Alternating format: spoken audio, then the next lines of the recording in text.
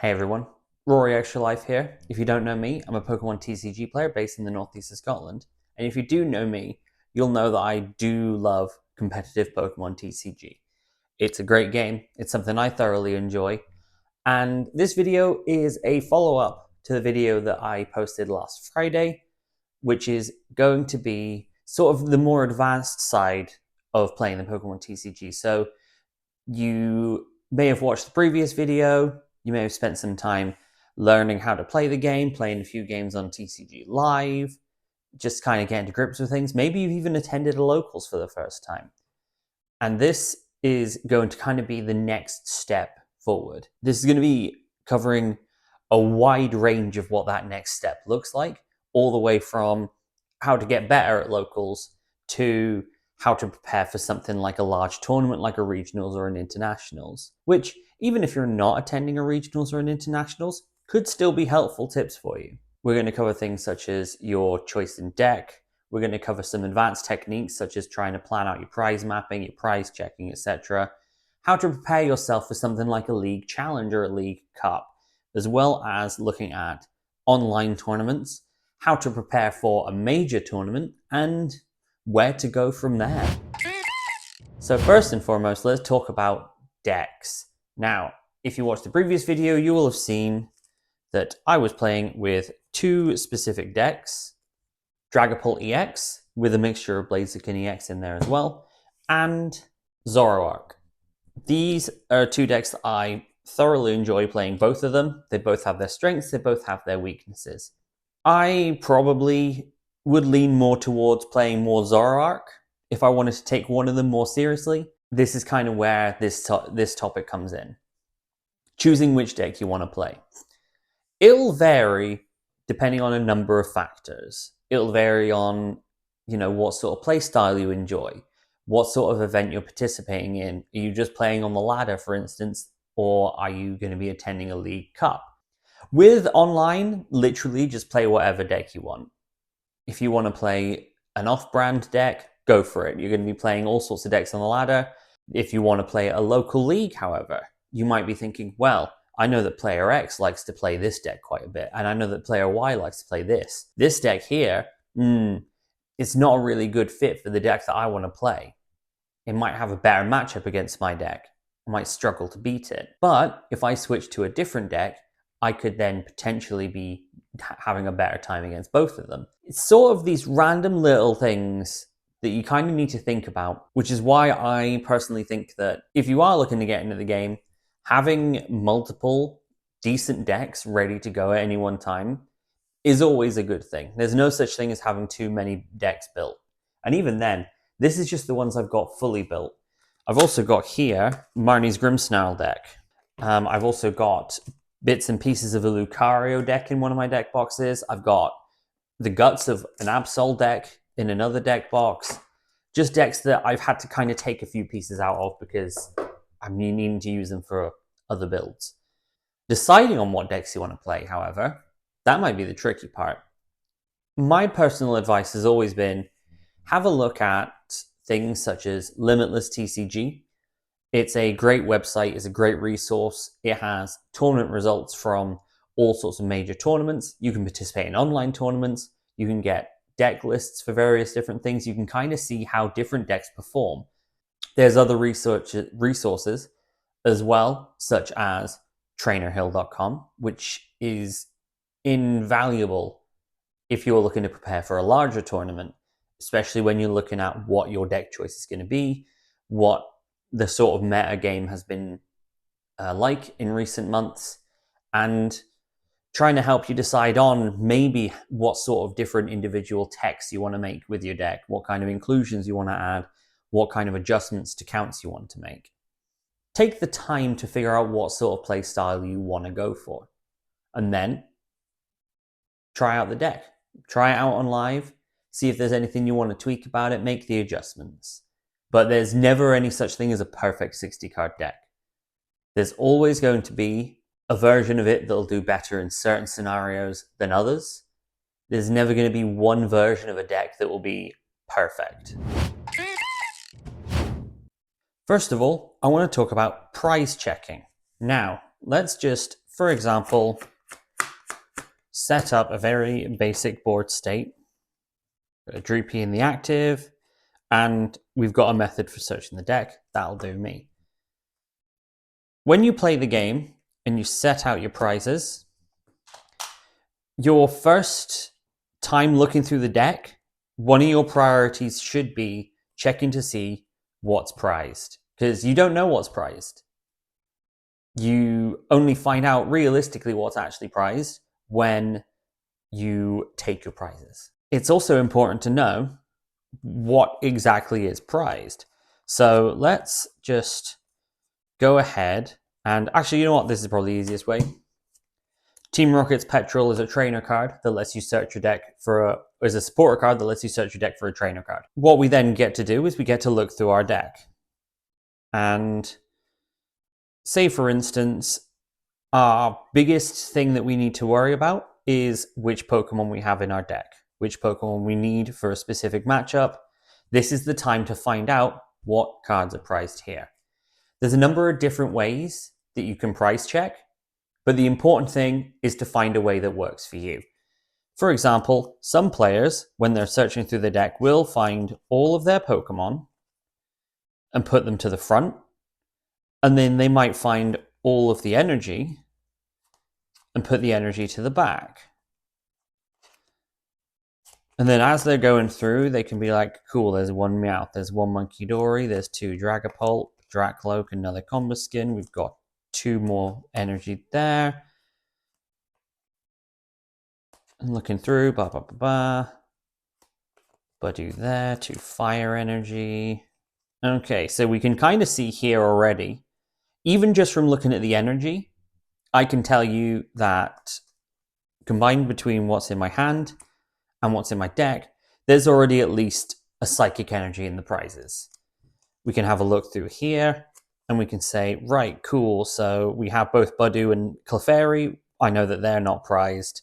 We've got the Torchic, we got the Blaziken, one Combuskin there, got a Torchic and a Combuskin there. However, I'm also noticing that there's one Blaziken EX there, and there's only two Torchic, which says to me that one of the Blaziken EX is prized, and one of the Torchics are prized. And then, of course, we've got two Dreepy on the field already, two Dragapult in here, and we've got three Dracloaks. So there aren't any more of them prized, according to my current list. Monkey Dory, I believe I saw one. So that says to me there is a Monkey Dory prize. So we've already determined that we're missing an energy, we're missing two parts of the Torchic lineup, we're missing a Monkey Dory. So that's already 4 cards that we've identified as being in the prizes. The rest of the deck, it's a bit more awkward. The ace spec is always going to be very blatantly obvious. So you might be thinking, okay, well, we can have a look and see which, supporters or stadiums are missing. That's normally, stadiums and tools are normally the next lowest count items. Supporters are also very important as well. I know that I've got a Boss's Orders in hand, and I've played a Petrol. Petrol I only have one of in this list, so I know that's fine. Crispin is an important one, 2 of them. We've got all 3 copies of Boss's Orders, and I believe that's all 4 copies of Lily's as well. So the 3 copies of Buddy Buddy Poffin, so I believe there might be a Buddy Buddy Poffin missing, although I might have taken that out actually. Which brings me to my next point of knowing what cards are actually in your deck. Pokepad, we are missing 1 copy of Pokepad. So we've already identified 5. And generally, Team Rocket's Watchtower is the 6th one. So if I reveal these, there was a Dracoloak, not Team Rocket's Watchtower. So I was close. I was pretty close there. But generally, as long as you're close enough, it's normally a pretty good thing. The key thing when it comes to prize checking is that during your first search of the game, you generally get a bit longer to search before it gets considered time wasting compared to other card searches. You could, in theory, split your price. If you're going to do multiple deck searches through your first turn, guaranteed, you could say, right, well, I'm only playing one pal pad. I'm playing a poker pad here, sorry, and I'm playing a Buddy Buddy Poffin. Play down the Buddy Buddy Poffin. You look and be like, right, I'm going to use this sweep to find all of the Pokemon. Or you can then be like, okay, I've got the Pokemon I need. I'm going to use my poker pad to have another look and grab another Pokemon.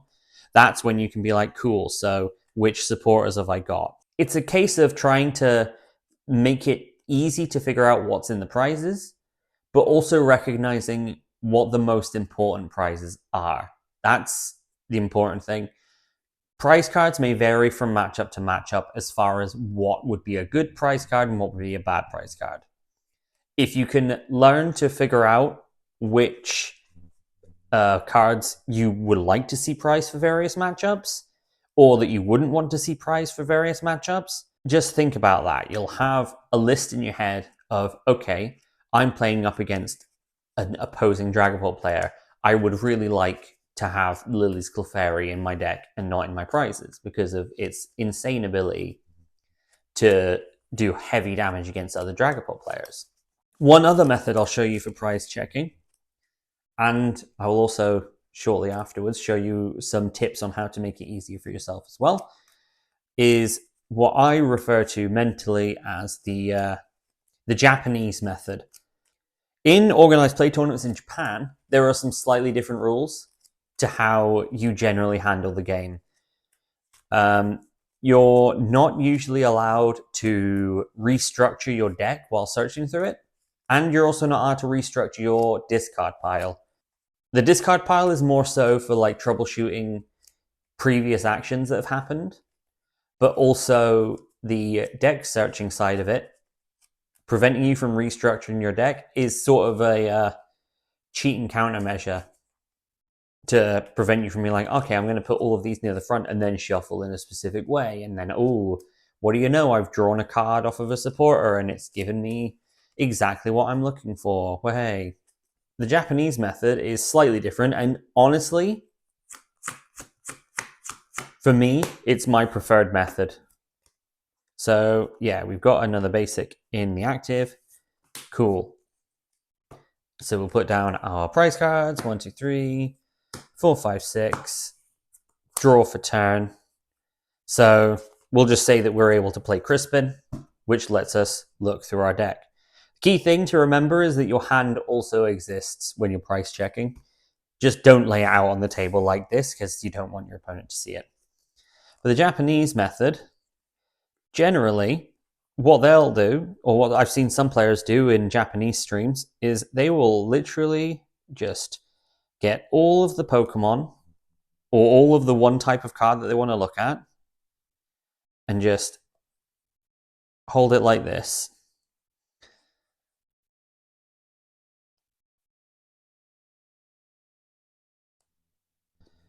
And then it allows you to just sort of fan through all of them and say, okay, cool, here's all the Pokemon.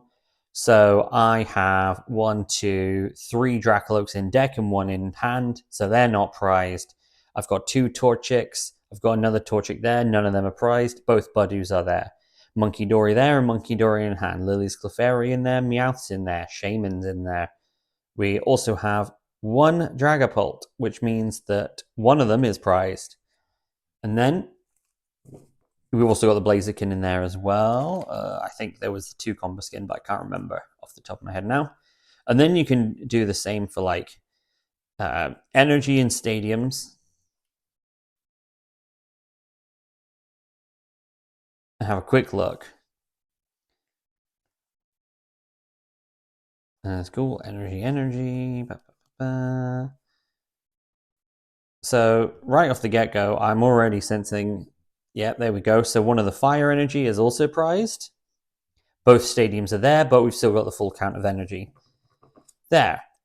And then, again, it comes down to looking for the important cards. So I know that Boss's Orders is important. Judge might be important for this matchup because of the hand disruption.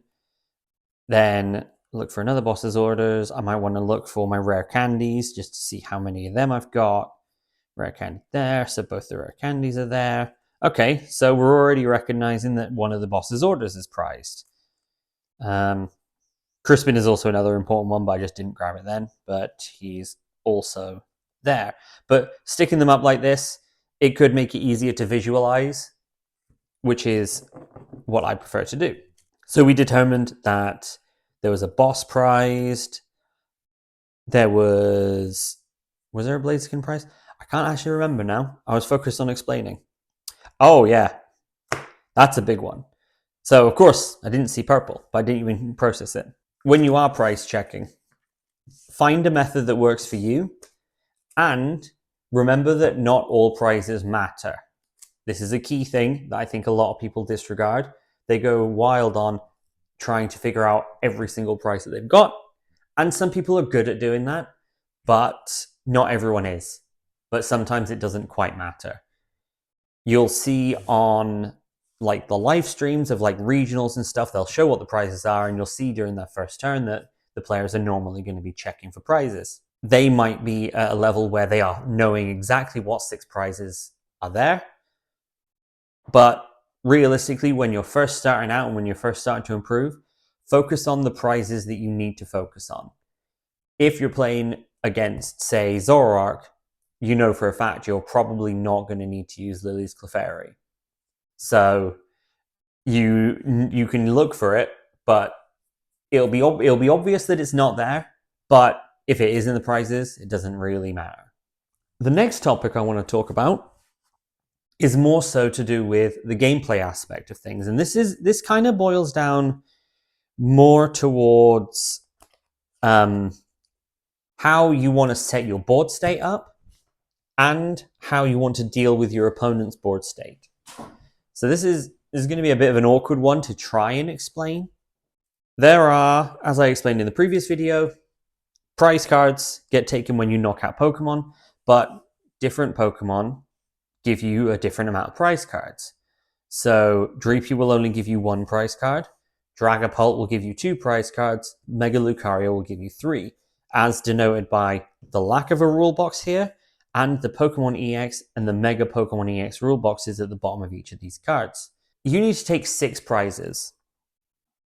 If you were to knock out, say, 1 Mega EX, and you were to knock out a normal EX, that'll get you 5 prizes. However, you don't have to take exactly 6 prizes. So you could then knock out a third EX for 7 prizes. But it's going to be much easier to knock out a Dreepy for much less health.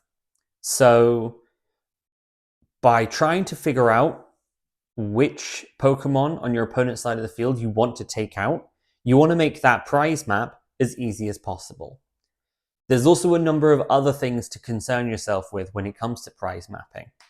There are certain trainers that react differently depending on how many prizes have been taken, either by yourself or your opponent. There are Pokemon that can knock themselves out in order to do damage or attach energy from discard or something like that. And you also need to worry about your own prize map as well, what you're presenting to your opponents. The pre-rotation version of Mega Lucario that I used to play was a prime example of what good defensive prize mapping is. Mega Lucario is worth 3 prizes, and it also charges up your benched Pokemon. Having this up front quickly to do decent damage with its first attack and charge up your bench Pokemon, and swing for high damage with the second, you can get a good couple of prizes out of that, but eventually it's going to get knocked out. And if it gets knocked out, your opponent gets 3 prizes.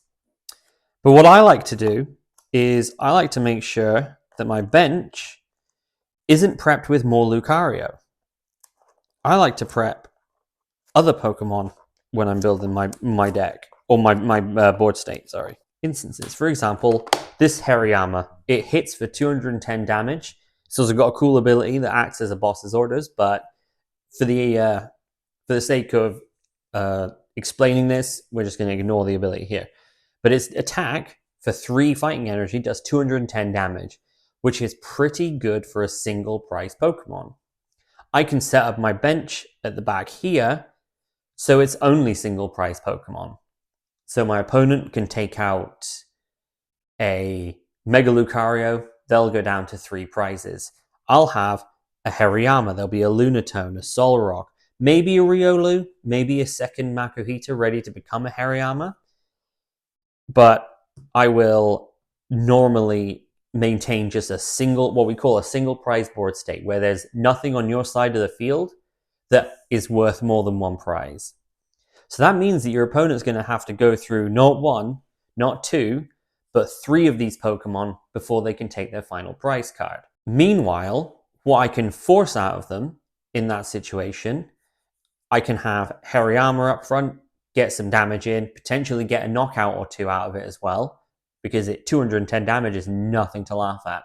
That is most basic EX Pokemon.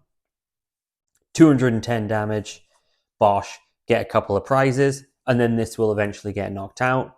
I could have another one waiting in the wings, ready to attack as well. And then, when that one goes down, my opponent only needs 1 more prize. At that point, it could potentially turn into a case of they get boss's orders and they win the game, but that's just kind of a natural part of the play. But what I could do is ensure that my board state then is having a powerful Pokemon up front that takes a lot to take out, such as the Mega Lucario, forcing them into a situation where they need to take 8 prizes to win. It's things like that that you kind of need to keep in the back of your mind. Additionally, trying to figure out your opponent's prizing, or trying to figure out prizing you want to take away from your opponent, is also very important as well. For example, Zoroark will regularly have multiple copies of Zoroark on the bench. There's usually going to be a couple of single prize Pokemon like Zekrom, Darmanitan in there as well. There might be a Monkey Dory, but there's probably going to be multiple Zoroark more than anything. Seeing this, you might think to yourself, okay, just take 2 prizes and it's good to go. But hitting for 280 damage is not easy. Sometimes, if you're able to quite comfortably take out 2 single prize Pokemon in a single turn, that's normally a better answer than trying to take out a 2-prizer. Alternatively, some 2-prizers only have 190 health. The lowest is going to be 170 from Meowth at the moment for a 2-prize Pokemon. But having that access to Pokemon that are high price count, but with low health, saving them for a rainy day when you can take them out near the end of the game, for instance, trying to just map out your prizes in a way that works to minimize how many Pokemon you need to knock out is so important. The next thing I want to talk about today is preparing for your first ever League Challenge or League Cup. Now, for regular weekly local events, generally it's a lot more of a chiller vibe. People are just kind of meeting up to socialize, get a couple of games in and have a good time. With a League Challenge and a League Cup, this is where you start to see the introduction of championship points. This is the system that they use to determine people that qualify for world tournaments and also for travel bursaries for larger tournaments like internationals. The League Challenge and the League Cup as well slightly vary. They're the 2 biggest things you can get in a local scene without having to go to a regional or an international. The League Challenge is generally just a couple of rounds of Swiss, best of 3 format, and the winner gets to take home championship points. Generally, they'll have a slightly higher entry fee compared to normal weekly locals, but the pricing is also a lot better as well. So it evens out.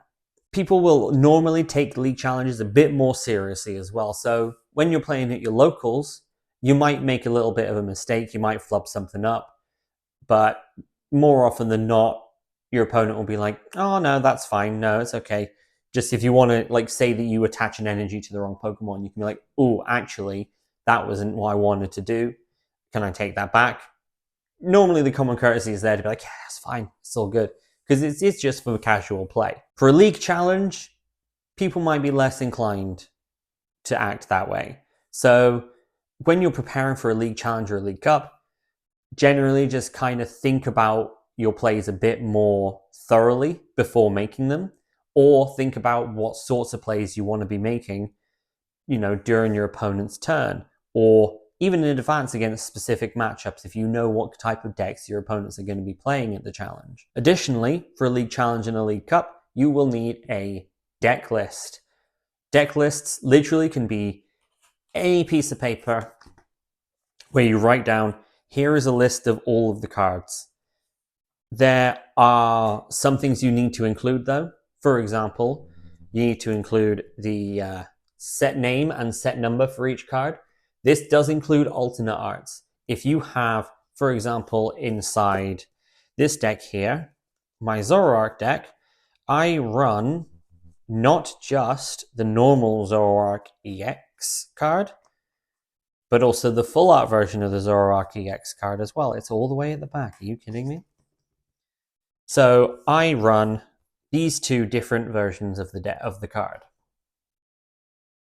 However, they need to be listed separately on your deck list.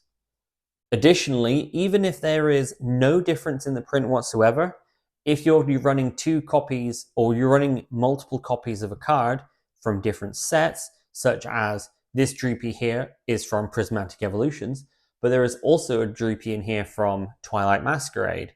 And despite them being functionally the same card and having the same artwork, they need to be mentioned separately. The trainers, on the other hand, you don't need to have the specific set numbers for them. You just need to say, I have 4 copies of Buddy Buddy Puffin. I have 3 copies of Pokepad. That will normally do. And then the basic energy, you'll also just include as 3 basic fire energy, 3 basic psychic energy, for example. The other key thing as well is that for each card you have in your deck list, you need to include the regulation number or the regulation letter for it. So the other things on there, you will need to have your date of birth, which division you're going to be in, and your trainer ID number. The other type of competition that you'll see at a local level will be a league cup. Now this is slightly different. Generally, it'll start off with a Swiss round system, but once you've gone, it'll be maybe an extra round or two in there as well, just to kind of help filter out the best and the worst players, which after that point, it will go into a top cut. Now, depending on the amount of players in the top cut, it could be literally just a finals, it could be a top 4, it could even be a top 8, depending on how big the tournament is. With a league cup as well, you're more likely to see players that you don't often see at your locals. A lot of players will travel a reasonable distance to attend nearby league cups. The main reason for this is twofold. Number one, the championship points awards are much higher for a league cup than they are for a league challenge. In addition to that, the winner for each division of the league cup gets a unique and exclusive playmat. That's mainly it, is the championship points though. The playmat's quite nice. A lot of players will end up actually selling their playmats.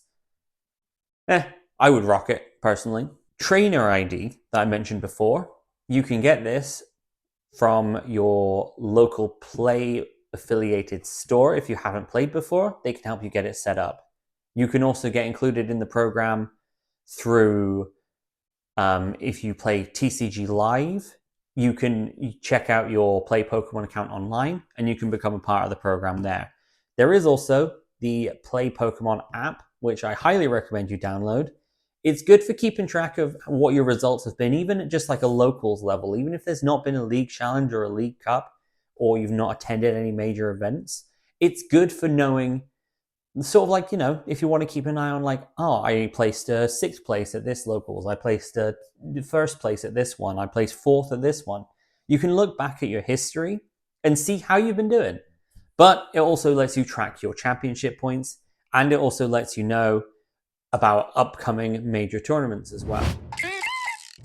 Speaking of tournaments, we're going to dip back into the live aspect of the game, which is TCG Live online tournaments. Online tournaments are a phenomenal way to get your reps in. You can sign up for them for free. They generally will reward some form of prizing, almost exclusively code cards for TCG Live. But I personally do quite enjoy taking part in online tournaments. I'm a big fan of the Pumpkin Weekly tournament. That's the one that I normally take part in if I do take part in one, hosted by stream commentator and Twitch streamer extraordinaire, and overall, just a really good egg, Pumpkin Amy. And they get hosted every Monday, but there is always a tournament going on at any one time. So if you are interested in taking part in a tournament, Limitless TCG is the best website. Get yourself signed up with an account on there. Have a look at the online tournament section. See if there's any that are coming up in the next, when you want to start. Have a look and see, is there any specifics to it? Like, it might be certain restrictions. Like, they might say, well, we're doing a fun one where you can only play with cards from this regulation block, or you can only play with decks that meet certain criteria, like no rule boxes. But more often than not, it's going to be, this is a tournament of standard. And you can see what different sizes the tournaments are. You can see, do I want to play one that's a bit smaller? Because I know it'll be a bit feel like a bit more casual. Or if there's a large tournament you want to take part in, and you know you've got the whole day to yourself to do stuff, cool. There's a tournament that's starting in the morning, finishing in the evening, and it's going to last all day. That's probably one of the best places to kind of get better with the game. Like, playing on the ranked ladder on TCG Live, it is just a wild card whether or not you play against a meta deck, a rogue deck, or someone playing a meta deck that doesn't know how to play it, or someone that's playing a rogue deck that can play it really well. When you get into doing online tournaments, you start off with everything being randomized, where you're going to play against literally anyone who else is in the tournament. And then next round, if you won, you'll play against someone else that won. If you lost, you'll play against someone else that's lost. Next round, you'll play against someone with the same score with you as you are at again. And then the next round, same thing. Most likely someone who's got the same score as you, and so on and so forth. So you'll regularly be playing against people that are on the same level as you in that tournament. Realistically, the best way to improve is to play against better players. Obviously, there's a ceiling to that, because eventually you'll get to a point where there isn't anyone better than you.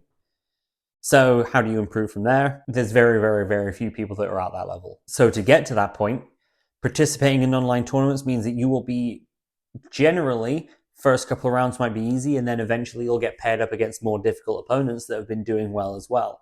And then that's where you start to learn more and more about the deck you're playing, about the deck your opponent's playing, how the matchup works. And the last thing that I want to talk about today is preparing for major events. So this is your regionals, your international championships. To an extent, worlds, but you need to go through a decent amount of regionals and internationals before you can qualify. Qualification process for worlds is hard. Basically, only a certain amount of people from each region get to go to World Championships based off of the amount of championship points they have. You can also take a shortcut by winning a regional or winning an international, or reaching top 4 in an international. Yeah, it'll come one day, maybe. Preparing for those major tournaments is something you can do even if you're not going to a major tournament. Some of the preparation techniques that I use might help you just to become a better player, even if it's for a League Cup, or if your local game store is hosting a slightly bigger event with a better pricing structure than normal. For example, one of the ones near me recently had a win a UPC event, something like that. Or even for a larger online tournament if you know you've got time to prepare for it. There's a couple of different ways you can prepare for a major. I'm going to share with you the ways that I prepare for it, what I do to make sure that I've got the best odds possible for doing well at that tournament. When it comes to the prep, there's a number of different stages to it. First stage of it is deciding what deck you're going to play. Now, if the regional or the international happens at a weird time in relation to a set release, it does get a bit more difficult to prep. But if you're fairly confident that you know what sort of decks are going to be doing well at that time. For example, EUIC recently, I knew that it was going to be the Phantasmal Flames format back in like November.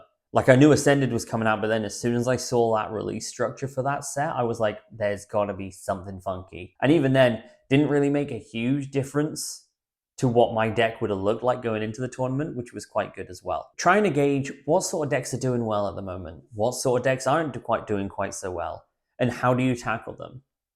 In the current format, for instance, I've spoken about this before on a video I did, what was it? Week before last, the video I did about Dragapult Blaziken. Talked about how me and my friends came to the conclusion that there are 3 things that your deck needs to do well in this format. And that is beat Dragapult, beat Crustle, and be good against grass decks. So trying to figure out what those rules are for the format you're planning to attend a regional in it's key. Knowing what sort of deck you want to bring to that tournament that can handle all the possible threats. The one thing to not hang up on, though, is there's never really going to be one deck that covers all of those bases. There's always going to be bad matchups. There's always going to be good matchups, and there's always going to be indifferent matchups, but there's always going to be bad matchups. So trying to strategize how you can minimize the bad matchups is so important. It's not just seeing which decks are good and which decks are bad against your deck, but it's also seeing what kind of trends there are in the meta. So check out recent results from recent regionals. Keep a constant watch of like all the major events going on up until your major event happens, and try to figure out which deck is going to be the best suited. Then once you've kind of decided on a deck, then you want to be just practicing with that deck, just making sure you know the basics and the fundamentals of that deck. It's very key that you know the basics and fundamentals of your deck if you're going to take it to a major event. So get those games in on live. Join into some online tournaments. Start to build up your experience with that deck and start to kind of build up your knowledge of that deck, knowledge of your matchups with that deck. Once you've kind of got a grasp of that, what I personally do is I will put all of that information and I will put it into a document. And I'll write up just for myself mostly, although I do occasionally share them with people as well. But just write up, this is how the general game plan of that deck works. But also, looking at what are some key prize cards for that deck. Not just in general, though. I also then delve into the matchup specific stuff. So I look at what's popular in the meta right now, what my matchup against the most popular decks is like, what the game plan going into it is, what my biggest targets are. I'm even going as far as to kind of take information from those deck lists and just sort of say, okay, these are kind of the key cards for that deck. So when you're looking through your opponent's discard pile, you're saying, oh, well, actually, this deck regularly runs only 2 copies of Boss's Orders, and both of them are in the discard pile because they've been used. Trying to build up a baseline knowledge of other decks in the format and how your deck deals with those decks. And then once you've kind of got that baseline knowledge, the next step is to hone that knowledge. And the way that I do that is through playtesting. Not just playing online, not just doing online tournaments, and not just going to my locals. Generally tend to look at what my worst matchups are with that deck. I will focus on what the biggest matchups with that deck are as well. And then I'll get together with a couple of close friends, people that, I trust their decision making. People I believe to be good, if not great players. Hell, even players that are better than me. And I work with them to go through these matchups. Not just sit down, put a timer on and do a best of 3 with them on that matchup, but seriously just talk it out. Get a game going and then think about, right, asking questions. What is the best target for me to go for against your deck? what kind of plays would be good for me but detrimental to what you're trying to do with yours. And just talking out about, these are my possible avenues right here. I could use boss's orders on that Pokemon and take it out, or I could retreat lock it, or I could use this supporter to build up this Pokemon here. Is that the right play? Talking about what sort of plays to go for and how to deal with them. It's not really something that you kind of get through your local gameplay. You need to go out of your way to end up in those situations where you're able to just work alongside your friends and build up that knowledge of that in-depth knowledge of that matchup. Making sure as well that it's people that you like and that you get along with, and people that you trust as players. It's very important that you meet those two criteria, because if it's someone that you think's a really good player but you don't get on with them, you're not going to want to spend the amount of time that you need to spend with them to build up that knowledge. It'll just kind of put you off. And if you're playing with players that aren't that good, you could be building up knowledge based on a fallacy almost, where knowing that if you know that they have that great in-depth knowledge of the deck they're playing, and you're building up that in-depth knowledge of the deck you're playing, that's your resource to learn about specific matchups. But it also means you can kind of fine-tune which matchups you're practicing against. Because if you go on live, you're practicing against randoms. It could be any deck. If you're practicing at locals, again, not so much randoms, but you're probably going to kind of get a feel for the vibe of the decks they're playing. And that's not really going to reflect on the kind of decks you'll be seeing at a major event. Same with the caliber of skill level as well. Some players on their way to becoming good players but aren't quite there yet. And practicing against them, it's helping them out. So go to your locals anyway. But it's when you're playing at locals, you're not really sure what decks are going to turn up. And they might be reflective of the meta, but a lot of players, even myself included, will bring strange decks to locals that you're probably never going to see at a major event. So being able to have those like focus sessions where you're working with a select group of people based off of being people that you get on with, but also people that you know have a skill level that reflects the type of quality of player that you're going to be facing at these tournaments.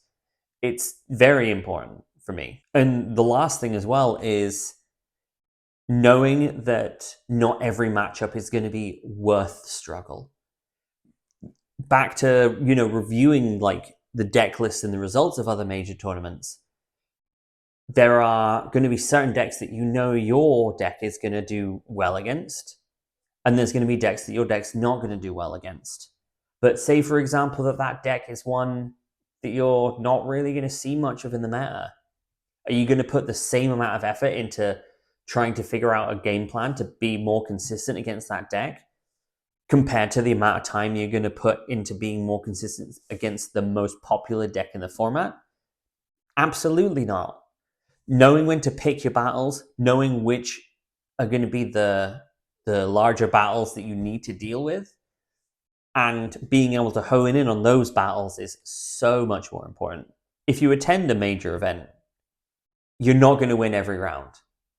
In fact, I can't even think of the last time that there was a player that turned up to a major event and won every single round, not just didn't lose, but won, and then went on into Top Cut to do well.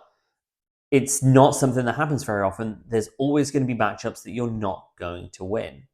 So knowing which matchups are complete write-offs, but also which matchups are unlikely to be seen, and finding that slice of the Venn diagram and getting rid of it in your preparation is also important. And I think what's next is really just keep on keeping on. If you keep playing, you will improve. And if you improve, you'll find more things to improve upon. It's asking those questions at your locals when you're having those post-match conversations. Just asking, like, is there anything you think I could have done better? You know, remember that even though it's a one-on-one game, that doesn't mean that you're on your own. There's so many great players at locals all over the world that are fantastic resources just for, you're talking to them about Pokemon, you're playing with them. Why not ask them, what their thoughts are on how you're playing as well? Like, get that feedback. Try to pick up on more and more techniques, more and more gameplay, just more and more little things you can do during your matchups that you weren't quite sure of or that you weren't quite aware of. Just put that time in, put that effort in, and it will pay off. And I think that's pretty much a good spot to end the video. So if you've made it this far, thank you so much for watching. I've put a lot of effort into this one. This is the 4th time I've recorded this last block of video. And the last 3 times were all lost to different technical issues. This is great. It's really, really good. But thank you for watching. If you enjoyed this, please leave a like down below. Leave a comment if you've got any further questions. And feel free to subscribe if you want. But until next time, thank you for watching. And I'll catch you on the next one.